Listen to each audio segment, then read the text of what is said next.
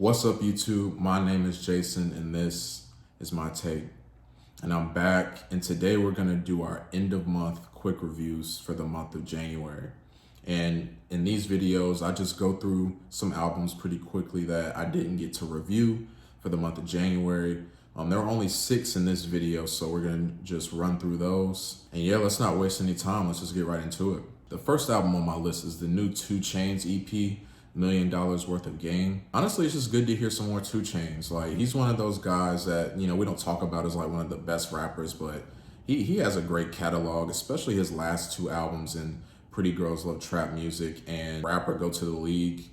He dropped another album after that I didn't really do much for me, but I'm focusing on those 2 albums though. And this was a solid, like, short little project, man. 2 Chainz usually delivers. It's not something I need to worry about.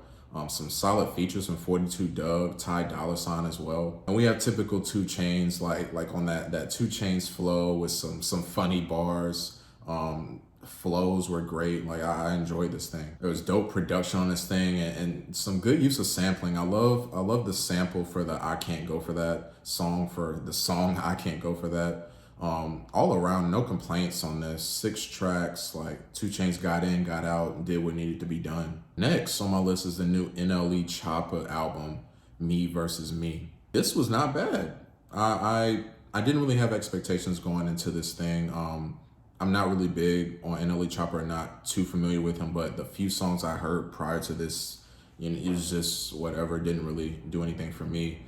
But this wasn't bad. I think this album got off to a very strong start.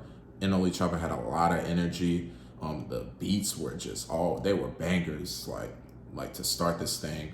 I will say, like, it did lose steam going into the second half of these 16 tracks. It just seemed like a drop off, the energy, the production, like it just wasn't doing what it was doing in the first half. So that was a little disappointing, but overall, like, this, I wasn't expecting to enjoy this project as much as I did overall. Definitely gonna give it some more listens to see how I feel, but this wasn't bad. I enjoy NLE Choppa and what he was doing on this record. Next is the new FKA Twigs album, CAPRISONGS. And I don't know if I pronounced that right or not. I'm not even gonna lie. FKA Twigs is someone that I just started listening to. My introduction to her was her sophomore album, Magdalene, back in 2019, which I thoroughly enjoyed. And her futuristic, more like R&B sounding music, and her feminist like perspective and the concept of what she was doing on that album, I thought it was really dope. And this album over here was great as well. I thoroughly enjoyed this thing. I do feel like I need to listen to it a little bit more to kind of grasp all that she was doing on here, and I'm considering doing a full review maybe. But man, she delivered on all fronts on this thing. She like has such a soft voice, but it's so powerful.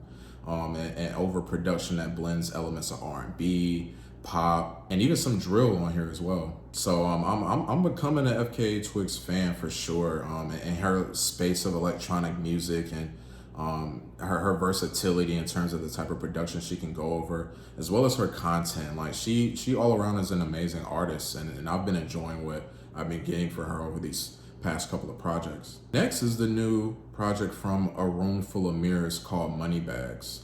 Now, this is the debut album from a collective that is formed by Punch, who's an executive on TDE and also a rapper in TDE.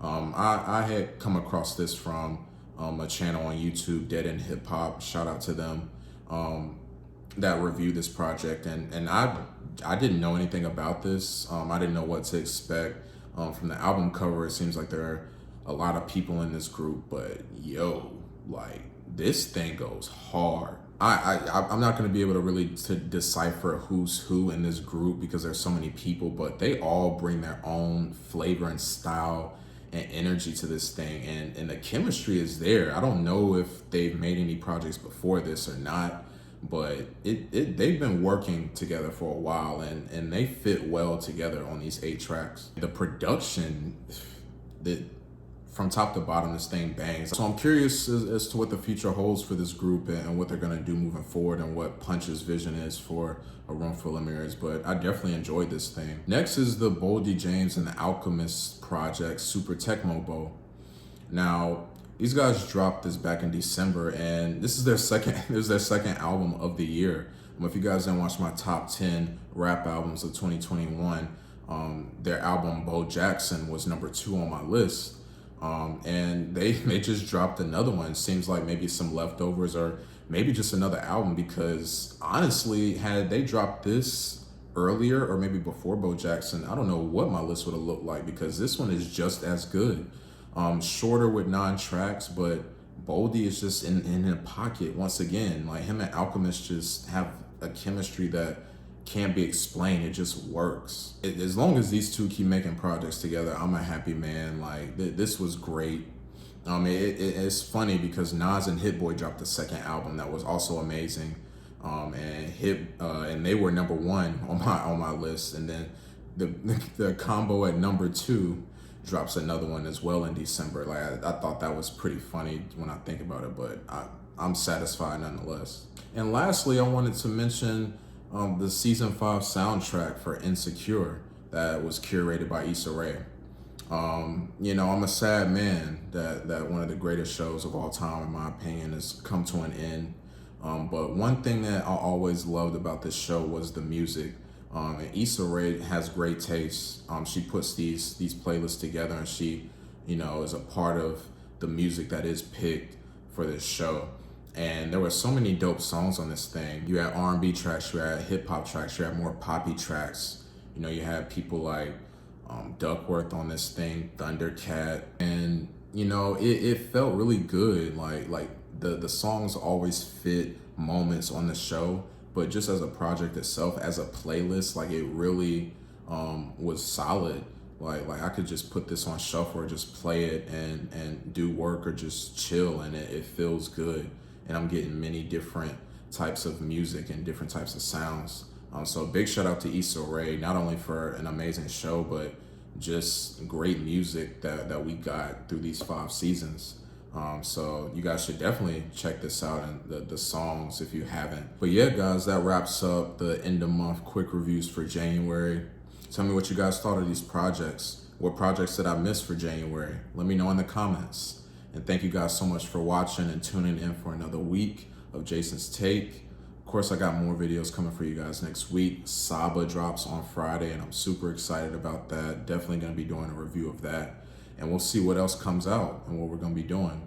But please like and subscribe to the channel. Thank you guys so much for watching. I'm Jason.